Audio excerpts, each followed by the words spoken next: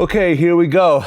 Today we have LaSheena Weekly, who is the mother of FBG Duck, who very tragically passed away in Chicago last month. You know, I really wish that we were speaking under better conditions, in more of a celebratory manner, but unfortunately we are here today. But I think it's very important, this is why I reached out, because when it comes to hip hop and when it comes to certain types of music and these artists, a lot of things get glamorized and a lot of things get portrayed a certain type of way, and people don't get to see what really happens on the other side, you know, with people's mothers and the loss and the heartbreak and everything that goes through it. So thank you so much for sitting down with me today and sharing your story. You're welcome, Vlad. You're welcome. Well, I've interviewed FBG Duck on 2 occasions. I'm not sure if you saw those interviews or I not. seen them. I seen them. I never got to meet him in person. We did our interviews remotely, but we did have very in-depth interviews, and we got into a lot of very serious issues. And I liked him very much. Yes. I thought he was a very upstanding person. Yes, I liked he his was. music, which is why I reached out to him multiple times. But I really want to get into your backstory before leading up to what actually happened. So you grew up in Chicago? Yes, I did. FBG Wells Projects, 39th Street. And Duck, when I had Duck, I stayed in the FBG Wells Projects. Okay. And how many children did you have total? 10. 10 children. Yes. Okay. And Jermaine Robinson, aka FBG Brick, that was your oldest? That was my firstborn child, yes. Okay. Well, how hard was it growing up in Chicago? It could have been harder. It was very hard. We had our struggles. I've also had a good upbringing, far as my grandmother being a caregiver for me and my children. So, I mean, it wasn't easy, but we made it through. Okay. And how old were you when you first started having children?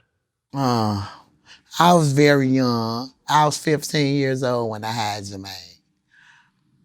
Okay. And how hard was it? I mean, at 15 years old, you're what, a sophomore in high school? I was a sophomore in high school, yes. But like I said, my grandmother, FBG Weekly, who raised us, she was the matriarch of our family.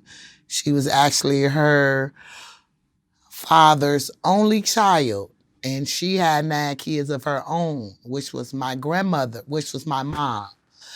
And out of her 9 kids, she had 57 grandkids out of just her 9 kids, which consists of me. So she passed in 2008, in April of 2008. And when she passed here, she had 151 great-grandkids, which consists of Duck. And all our kids, these are from her grandchildren's children. And she knew us all. That's how family, we were like 17 in a 3-bedroom apartment. So we were very close. And the struggle was hard. But from the moment I heard my son open his mouth, I'm sorry, because I said I wasn't going to do this, but it was such a gift to hear what I heard. And he was like 8 years old. He's always been into music. It has always been his life. When he did the little growth spurt, he tried basketball. He was always good at sports. And when he realized that music was an outlet to make a better way for his family, he used it to the best of his ability. And he gave the fans what they wanted.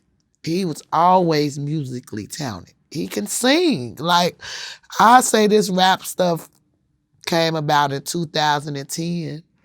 But see, back in the days, we used to have these picnics for Father's Day. And Duck would be always the one getting on the stage, getting the microphone, jumping all over the stage. And I used to see people in the crowd watching him like, y'all see him in the jersey? Y'all see? And he always just performed. It was always in him. It was always in him. So FBG Duck started rapping. I'm sure he had a different name back then. Chunky And did Duck. things start to kind of move along quickly when he first started? Well, I've been my son's biggest fan since he started trying to do this. I used to have like my number used to be on his Twitter, and I would book shows for him. I would do like hookup features for him. And then he started getting more mainstream. So he felt that he needed a more advanced person, which I was fine by that because I don't know nothing about that, but I know my son. And I know when he set his mind to something, he did it.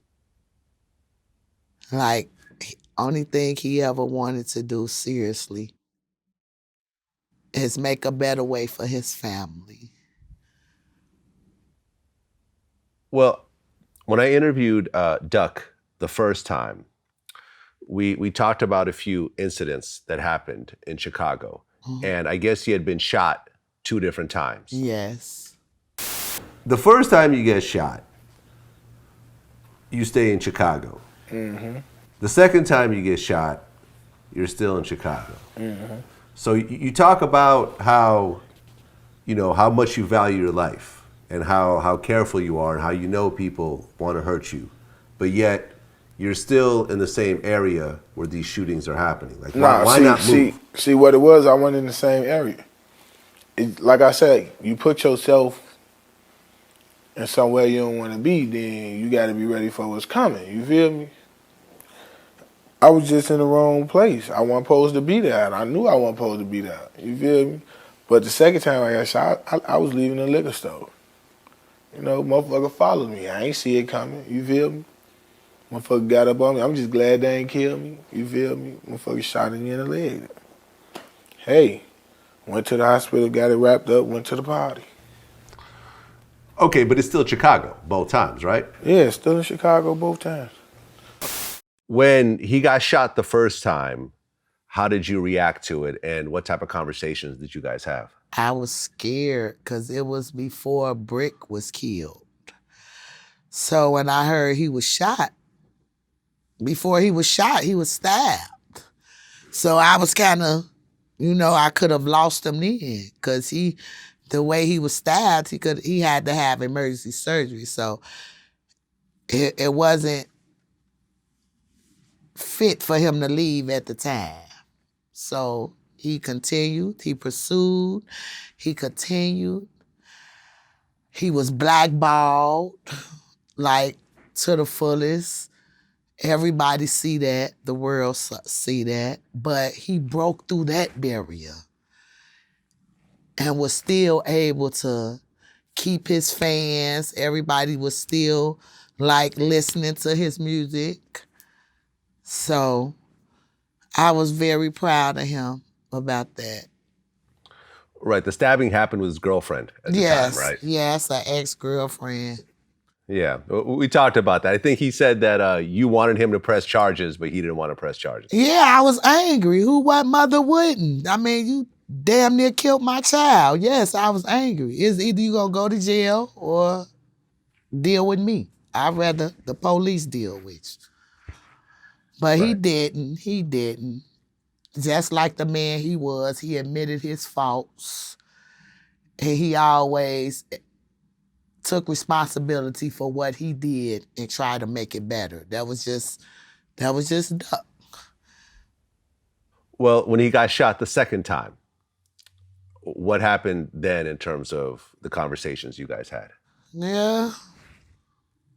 I just, was thankful that it wasn't fatal. And I used to tell him, like, God is trying to tell you something. You need to move different. You need to find another way to get stuff across, because now you got people trying to kill you because of who you are. And that was just a great entertainer from Chicago who was blackballed by his own people.